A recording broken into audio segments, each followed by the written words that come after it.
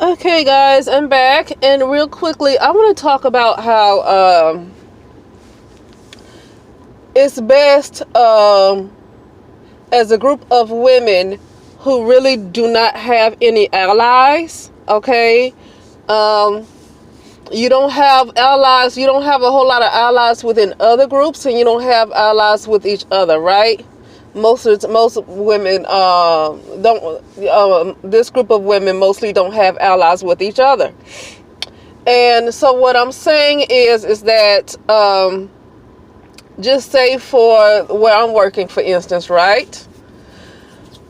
This company is a rehab company, right? It's ran by Indians. It's ran by Indians. It's a rehab company ran by Indians. Okay, and what I'm saying is that the people who are the director of rehab, the people who are in administrative positions, are all Indian. But the therapists can be white, they can be black, they can be, whatever. They just want you to make sure you can get to see the patients and make the money. Now, there could be some favoritism too. That does happen, but for the most part, the main thing is that the people in more of administrative positions where they get more money, where they are the kind of the supervisor, things like that, that is going to go to that group. They still look out for their own. Okay, now I want to bring up another example. I'm going to say why I'm saying this. It's another rehab place where that rehab company is ran by people who are Filipino, right? And so they bring in a lot of Filipino therapists, and they have Filipino supervisors, assistant supervisors, the director of rehab, right? And in this case, now I knew somebody. It was a couple of black women that worked there, and one got fired, and the other one she quit after being there for so many years. And she's not a person that quit easily. Like she's not the type to let somebody push her around. But they fired her friend, and both of them felt like it was unfairly. And also, they just kept nitpicking with her and nitpicking with her and nitpicking with her. And trust me, I mean, like she's been a therapist a long time. She's in her 60s, right? And so she is not one to buckle easily. She is not one to walk out easily, but she just wanted her peace of mind, right? And she started doing home health. And she's been a therapist, I think 30, 40 years, something like that. And so my point is that what I'm saying is it's time for black women, if you want to call yourself black women, brown women, however you want to describe yourself, as long as you're in the United States or anywhere else for that matter. No matter what you call yourself, I don't call myself a black woman, but I know what other people see when they look at me. Even when I go to India, they're going to see somebody that's not like them. They don't call me black, even in India, and when I went to Israel, they don't refer to me as a black, they refer to me as American. I'm not seen as black until I get back to the United States, okay?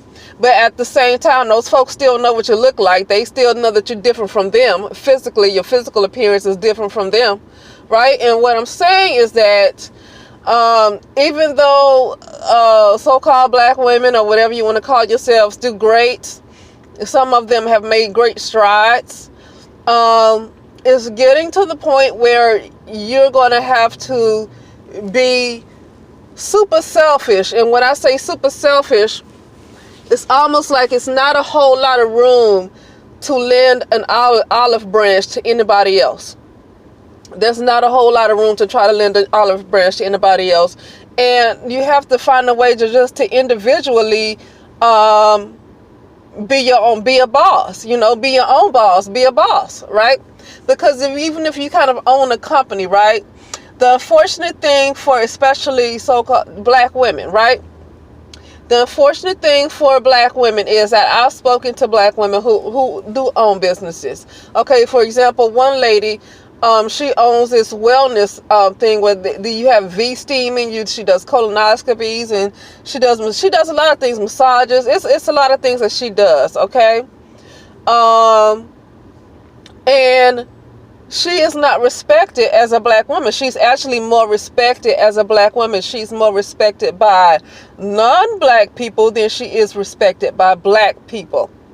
So what I'm saying is that even as a black woman, if you have your own corporation, if you have your own business, it would be hard to hire other black people. It would be hard to hire people who look like you. Like the Indians can help each other out. You got the Filipinos who help each other out. You definitely have a lot of white people who help each other out. But lately, I've been hearing, especially white men, complaining that white folks don't stick together. But you know what? I can't say that's not true because I'm not in their business like that. So I can't say that they're lying. But compared to black people, they look great, okay? So you have Hispanic people, you can definitely see how they stick together like glue, okay? Even if you go into their communities, it might not be communities that look like some of these Asian communities. It might not look as rich as those communities. It might not look as rich as a lot of these white communities, but they have their own communities and they have their own business, and they are very communal. They're very, communal. It would be hard as a black woman to have your own business, to hire people who look like you, which are black people. They don't like to respect other black business owners. They just don't do it. They don't respect black business owners, period, but they definitely don't respect black women who run a business. So you can't hardly hire them because they'll find a way to sabotage it because they feel like the black community hates black women who are successful. Okay? And you can probably do better by hiring people of other ethnicities, but at the same time, you keep hiring a lot of people of other ethnicities and you're outnumbered with your company and all these people up in here studying you and seeing how you do stuff. They're already on top as it is. Okay, they're already on top as it is, and now because you can't hardly trust no black people because black people are so low down towards each other, you gotta hire other people who are not black, but at the same time you hiring people who pretty much stick to their own culture. And so because black people are so treacherous, you gotta hire, say for instance, you hire somebody who's Hispanic. You know how much they stick together. Mexican, let's say Mexican. Okay, you know how much they stick together. You know how much they stick together, right? And you hire too many of them, it's not going to be, it probably might not be a good situation. Okay, it probably might not be a good situation. Another example I knew about it was a black guy who ran one of the franchises, Roscoe's Chicken and Waffles. You can buy yourself a franchise, and hired a bunch of Mexicans. And I think it was one other black guy that worked there. And the other black guy that worked there was complaining that the Mexicans that worked there, they all stick together. They stuck together and kind of ganged up on the black guy. Now, this is not saying that I feel sorry for any black men. So I know at I know what the energies is going on right now. Black women, most of the black women, that listen to my videos and other people who are similar to mine don't really want to have a lot to do with black men, and I can't say that you're wrong for that because I don't really either. And it's not out of bitterness. It's because of obviously what we have seen and what we have heard and what they have exposed of how they really feel about any black women, no matter who she is. Don't have to know anything about her. They just feel like she's not worthy. Okay, so I can understand that. So when I say this story about Roscoe's Chicken and Waffles, it's not to try to feel sorry for anybody, but it's just an example of how other groups of people stick together. So when you have your own business, so like this black guy that owned this franchise, right? Had a bunch of Mexicans and one other black guy that worked there. And so the Mexicans was messing with his schedule and messing with his hours, probably trying to give the other fellow Mexicans more hours, right? Because they probably had a Mexican supervisor and the black guy was just a regular employee, okay? And so what happened was the black guy, because he couldn't get through to the supervisor, because obviously they all stuck together, He tried to report it to the owner, who was a black man. And do you know that black man fired that one black man that worked there? He fired that one black man that worked there. Now, this is what I'm saying. I know people can talk about, we can talk about how black men are just, you know, they're not loyal. They always selling people out. Well, we can talk about that all day long. But the point that I'm making is, it's not so much about black men being sellouts. The point I'm making is that even though this black man owned this business, had he tried to put his foot down on all those Mexicans could have had him shut down. All the Mexicans could have ganged up on him, even though he owned that business. All those Mexicans could have ganged up on him and had his behind, found a way to have his behind shut down. And he probably followed everything by the book, but the point is, when you have a lot of people turning against you and ganging up on you and you hardly have no support, it's hard to say whether you're going to win anything like that when you don't have support, whether you're right or wrong. Okay? And so that's what I'm saying. And so that's what I'm saying as a black woman, or whatever you would like to call yourself. It's best to just be a boss to yourself. It's hard to trust anybody else, you know, like other people who have businesses, okay? Because black women, it's like you have so many people who don't want to respect black women and authority. They don't want to respect black women in authority. I mean, I get it. I understand that black women flourish. You got black women who travel, black women who are successful and all that stuff. But for the most part, black women, they're not respected in a position of authority. And the best thing for you to do is to be a boss of yourself and make lots of money for yourself. Okay, make lots of money. You can still probably make up to millions of dollars for yourself, okay, doing different things. But at this time, you know, running these businesses like these other cultures do, it can be hard for black women, because, you know, it's because a lot of the black community doesn't like to see black women who are successful.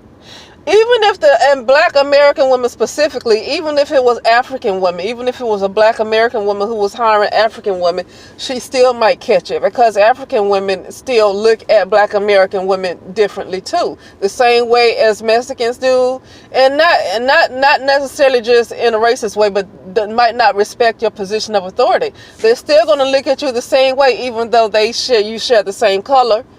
They still have their own culture, and they don't include you in their cultures. Okay? They're still going to try to help out their own. They're still going to try to help out fellow Africans. Regardless of maybe if they're from Nigeria or wherever they're from, they're still going to try to help out their own. Okay? And so if you have a business and you need employees and you hire too many people who have other ethnicities, then it's going to be, and you're already not really respected in a position of authority, then you can be ganged up on. It can be harder for you, okay? But you can let me know what you think about that. If you've seen people who might have experienced that, if you know black women who've experienced that, you know, even though she can run a business and she's hiring people, she's not really respected. She can know her stuff. She can be assertive. It does not matter. Is that people are not comfortable with seeing black women rise to the top. They're not comfortable with it. They're not comfortable with black women being empowered. They're just not comfortable with it. You know, truth be told, even though black men face racism too, they would rather see black men in a position of power before they see a black woman in a position of power. It's just how it is, okay?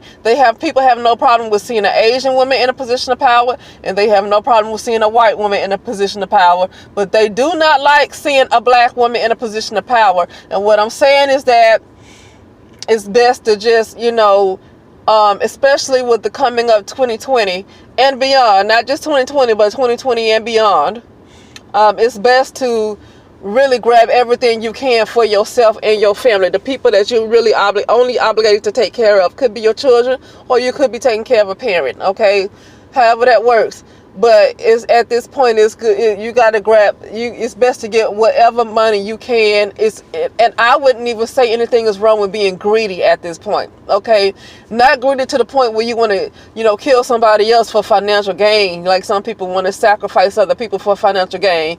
I don't mean that.